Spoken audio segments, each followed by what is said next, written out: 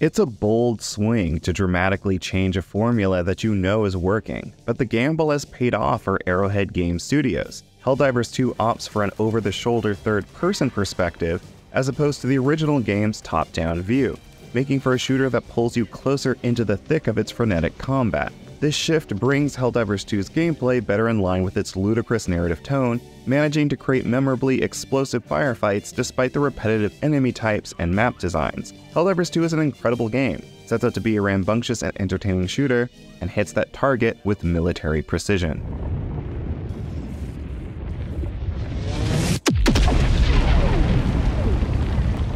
You may proceed to extraction when ready. Helldivers 2 sees you step into the patriotic boots of the titular fighting force, lowly grunts on the front lines of an intergalactic war in defense of Super-Earth. Missions take place on randomly generated planets, ranging from ice-covered tundras to lush jungles. You and your squad have a set amount of time to complete your main objective and any optional assignments, needing to successfully extract to bring any collected goodies back with you. Countdown initiated. Stand by for takeoff. Though you're armed with the usual weapons of war found in shooters, primary and secondary weapons, grenades, and healing syringes, your main means of dealing big damage and supporting your squad are the stratagems you can call in, such as powerful machine guns or explosive airstrikes. Stratagems make you a juggernaut of destruction, allowing you to call in absurdly powerful weapons to devastate anything in your path. Having the right one on hand can save a mission, but Helldivers 2 never punishes you for what you choose to bring into a fight. If you have a favorite, chances are it will always be useful in some capacity. They never make the game too easy either.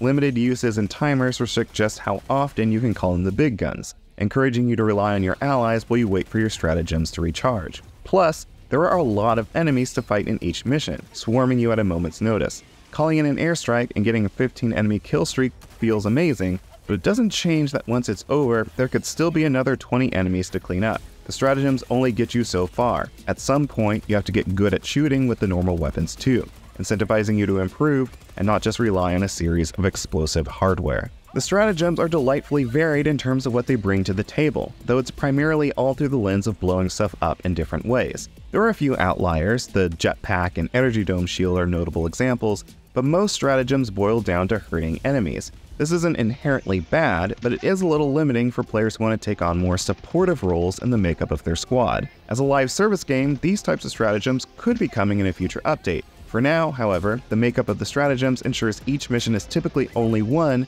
by delivering the most pain as quickly as possible. To its credit, Helldivers 2 leans into this notion, with a humorous narrative tone reminiscent of Starship Troopers. We must take back control of freedom. Together for managed democracy. Together for victory. Together for liberty. Death is a cheap and common occurrence. Friendly fire is always on, and Helldivers 2's assortment of robotic and giant bug enemies don't mess around. The general vibe of each mission is that you're expected to die a lot, that giving your life for the glory of Super-Earth is something to be proud of. With that being the case, why would you offer the player many tools by which they could potentially shield an ally, redirect a threat, or better escape a bad situation? I don't necessarily disagree with that notion, but I still can't stop myself from wishing Helldivers 2 had more opportunities to help preserve and protect the lives of my fellow soldiers, especially on the harder difficulties, where each Helldiver's life suddenly becomes quite valuable. It's a little frustrating trying to stay alive on the game's toughest difficulties, and there's not much in the game that helps you do that. Humor is Helldivers 2's strongest asset. The jokes sprinkled into the narrative elements are hit or miss, but the very nature of how dangerous you are to your allies creates some of the most hilarious moments I've ever had in any shooter. Whether it's an ally accidentally stepping into the path of a stray sniper bullet, one teammate purposely sacrificing another by tossing a beacon on their position to call in an airstrike to blow up the encroaching enemy horde, or a turret mistakenly marking a teammate for violent deletion, every session I've had of playing Helldivers 2 has left me wheezing with laughter. And of course, the tears in my eyes inevitably distract me long enough that I do something stupid, leading me or my teammate dying in another hilarious display of explosive carnage. The non-stop slapstick humor is often punctuated by the Helldivers screaming that it's all in the name of democracy, or that the enemy is about to get an explosive sip of liberty. It's so stupid, and yet it's the ridiculousness of the whole thing that makes it all the more hilarious. Say hello to democracy!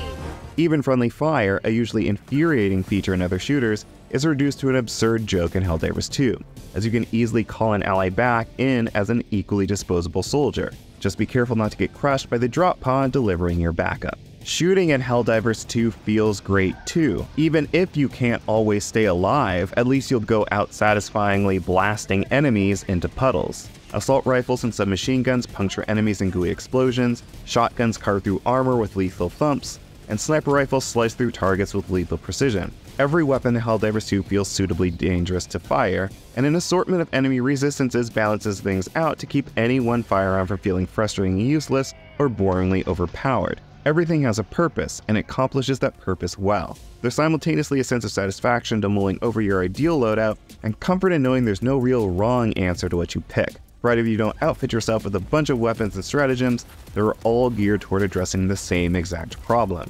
And even then, having up to 3 fellow Helldivers playing with you could account for that shortcoming. Helldivers 2 is clearly meant to be experienced with communicative allies at your side. Though you can enjoy Helldivers 2 solo, the game is far more enjoyable in co-op, working alongside a team to accomplish more tasks during your limited time. You also earn more rewards for extracting from missions with larger teams, and have a greater number of lives within bigger groups. Companions can make certain weapons easier to use as well. A rocket launcher that's irritatingly slow to reload on its own is made a lot better when an ally picks up the pack of extra rockets and follows you around to load them for you, cutting down the reload time by a significant margin.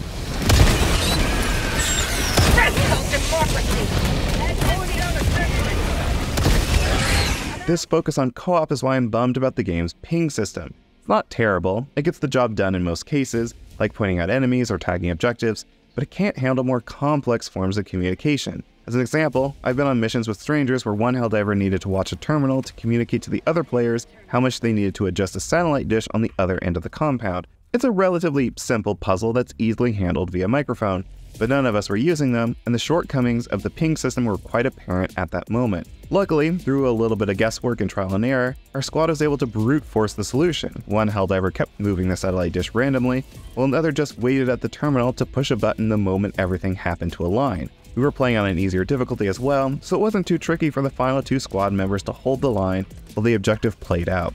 But Helldivers 2 isn't as forgiving on the tougher difficulties, and you earn extra rewards for completing missions quickly, so it's irritating to sometimes be held up solely because no one is able to adequately communicate with each other.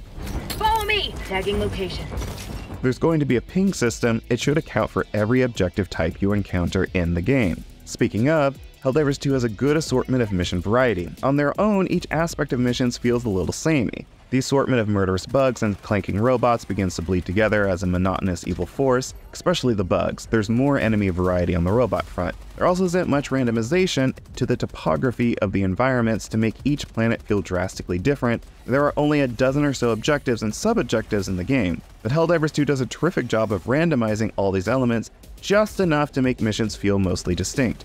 2 back-to-back missions might task you with tracking down launch codes and then successfully firing a rocket, for instance, but the first may be on an icy planet that affects how long equipment overheats and sees you contending with armor-plated robots on the way to the objective, while the latter may be in a fog-filled jungle that greatly lowers visibility and surrounds you with flammable foliage, making it trickier to use fire against the very flammable bugs stalking your path. At a glance, you're just doing the same objective over again, but these small adjustments to the mission parameters culminate in both playing out quite differently. To that end, Helldivers 2 accomplishes the day one dream for a live service game. You want to keep playing it. Missions aren't exactly quick, the shortest takes about 10 minutes while the longest is closer to 40, but they don't feel like a slog because they aren't cookie-cutter copies of each other. Plus, there's such a thrill at pulling off a successful assignment and seeing your deeds add up to enough points to buy a new upgrade or firearm or piece of armor. And then if you're like me, you immediately want to jump into another mission to try out the new goodie, only to do well enough to potentially unlock something else. Helldivers 2 isn't stingy with the unlocks, letting you quickly start nabbing new airstrikes, turrets, guns, grenades, and silly victory poses. Though there is a premium reward track and in-game store, there's plenty of good stuff in the standard free track. Completing missions nets you medals that you can spend on new weapons, armor, poses, and banners in both the free and premium reward tracks, as well as requisition slips for new stratagems. Meanwhile, the items in the store take super credits. This currency can occasionally be randomly found in missions, but is more easily obtained by either dropping real money or spending medals in both the free and premium reward tracks. Finally, there are samples. a currency that is exclusively found in missions, often in optional locations off the beaten path. You can spend these to unlock permanent upgrades, like granting quicker cooldown times on certain stratagems. This is too many in-game currencies spread out over too many in-game menus, making it all too easy to lose track of what unlocks what. However, it's great that all of these currencies are at least set up so that everything in Helldivers 2 can be unlocked simply by playing the game. Even the premium reward track is unlocked with super credits, meaning you can earn it without having to drop a dime. There's no time limit on Helldivers 2 reward tracks either, as Arrowhead has said each one will stick around forever.